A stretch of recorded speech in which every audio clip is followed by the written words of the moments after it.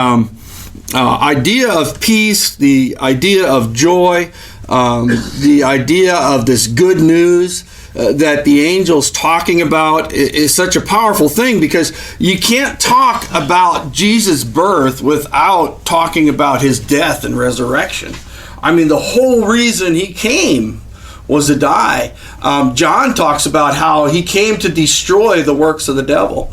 And the child that was going to be born, and remember, going back to Eve, and God saying, with great travail, you're going to give birth. I'm going to greatly increase your sorrow in childbirth, and you're going to have a seed, and he's going to crush, saying to the enemy, he's going to crush your head, but you're going to bruise his heel.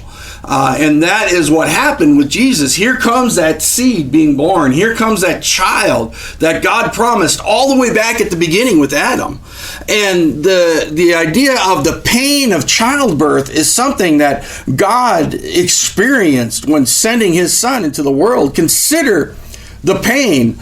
We often understand the pain of a woman going through childbirth and the labor pains and how powerful and painful that is. I think I heard one lady described it. It's like taking your lower lip and stretching it back to the back of your head or something. Just extreme pain that's involved.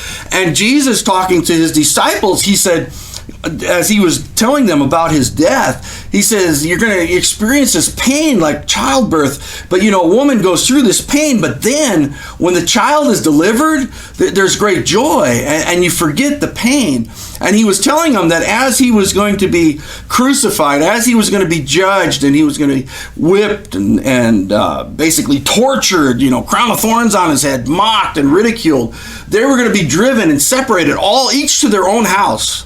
Can you imagine? That's even more of a separation, because it's not that they're all together going, oh, this is horrible. They're all just separated now. Here's the ones they were fellowshipping with. And he was talking about this pain they were going to have with his death. But then he's like, but it's going to lead to great joy when I am resurrected from the dead. And you're going to receive this joy, and that pain's not going to be that big of a pain. Think of Peter. How much pain he had with Jesus' death, because he is denying him. He is calling down curses on himself. I don't know that man. I never knew him. Had nothing to do with him. And then here's Jesus dying, and he's not even there at the crucifixion. John was there. He was the only one. And Mary and some of the women were there.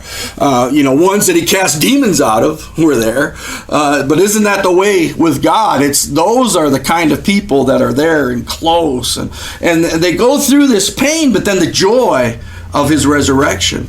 And it's also the way it is with us with salvation. We have that joy of eternal life that we have when we are born again, born anew. There's a pain that's involved with it. There's a separation, because our flesh still wants to be flesh. Our flesh still wants its ways. Our flesh still wants its pleasure satisfied.